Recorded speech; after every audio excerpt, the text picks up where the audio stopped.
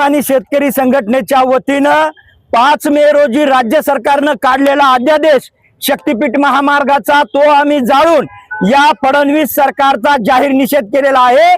फडणवीस सरकारनं 5 मे रोजी काढून अध्यादेशामध्ये या शक्तीपीठ महामार्गाचं रेखांकन बदललेलं आहे। हा महामार्ग रेखांकन बदलून चालणार नाही। तर विधानसभेपूर्वी तुम्ही म्हणला होतात की हा महामार्ग आम्ही रद्द करणार आहोत आणि आमचे मतं घेतली होती, तशाच पद्धतीने हा महामार्ग आता रद्द झाला पाहिजे। हा महामार्गाचं रेखांकन बदलून होणार नाही आणि शेतकरी 1 इंच सुद्धा जमीन या महामार्गाला देणार नाही।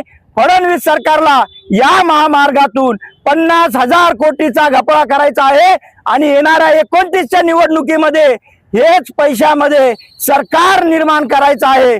म्हणून जिल्ह्यातले आणि राज्यातले शेतकरी 1 इंच सुद्धा जमीन या शक्तीपीठ महामार्गाला देणार नाहीत आणि आम्ही उद्ध्वस्त होण्यापासून वाचणार आहेत।